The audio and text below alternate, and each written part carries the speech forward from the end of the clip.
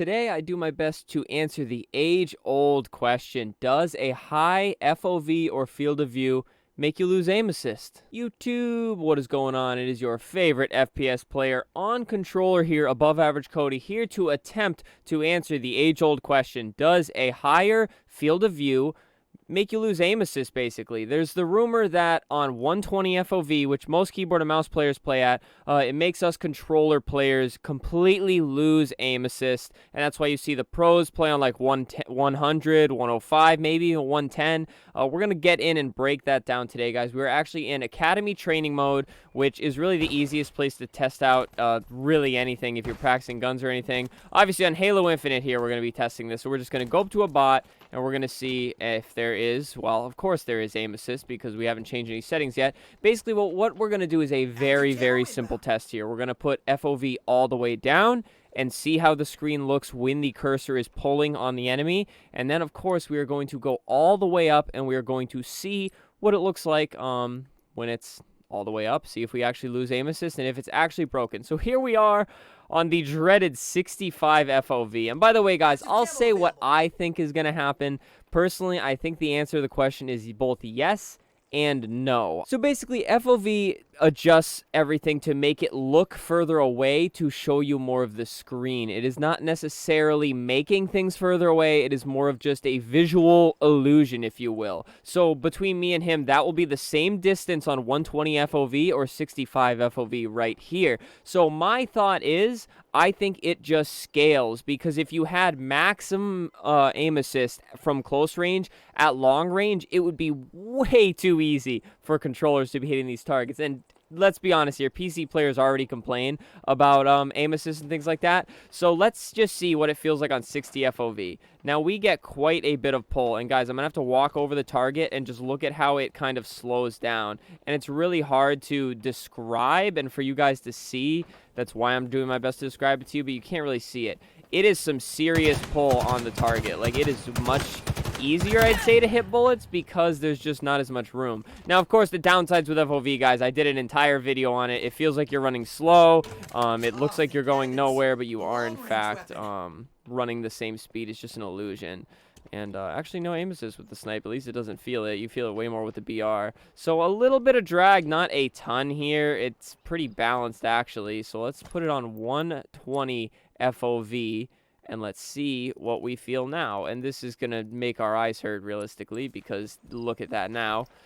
And now it feels like you get much less target pull, but you do definitely get target pull. So in terms of at least Halo Infinite and FOV making you completely lose aim assist, there's definitely aim assist, guys. And I don't think there's any difference between Academy mode and online mode. I mean, we'll go in and test it out at the end of the video.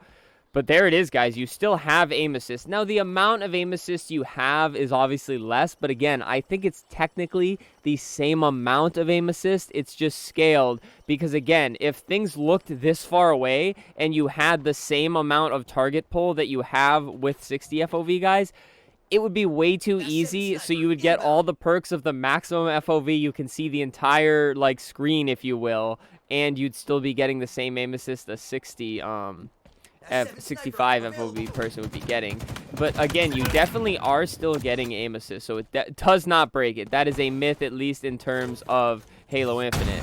But as for other games, we'll have to do some other videos and things like that to see if it's different. But you are still getting plenty target pull. Like, again, guys, left hand is not on the stick, and you can see the vision is moving while I'm walking. But that is not me at all. If he stops jumping and evading the aim assist, oh my goodness. 100% aim assist. There it is, guys. You still definitely have it. It is pulling the screen. Now, it may be different at longer ranges and things like that, but I don't know. Personally, I run it at 109, I think it scales you to, or 108, which I put it to 110, and then if you look, it scales it down. So we'll go back in, Go back to video, 109 it scales you down to. Now again, the pros, at least on like Call of Duty and even Halo, they run like 95 to 105. Sometimes you'll see them as high as 110.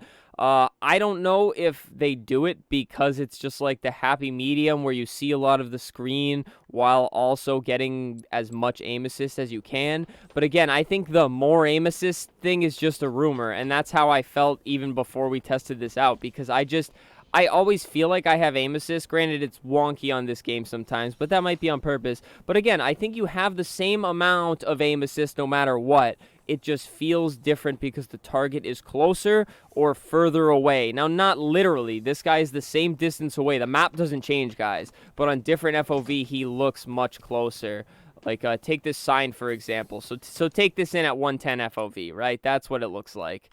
Put it down to, and as you can see, if you see it behind the main menu, it looks significantly closer. Now, it is the same distance. We are just seeing less of the screen, which for us visually makes it look like it is much closer. And God, goodness gracious, guys, I really hope this is making a lot of sense. It's a tough thing to understand, and that's kind of why whenever you ask, like, Google, does FOV break my aim assist? You're never going to find a straight yes or no because it's a complicated answer.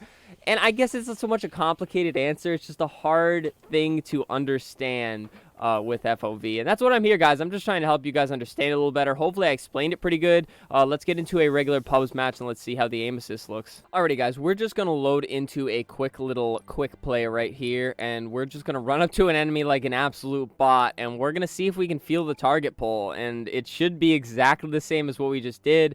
I'm leaving it on 120 FOV. Let me make sure I changed it. I did not. I was still on my 109. So we'll go up to 120 FOV, and let's just see how hard the target pulls.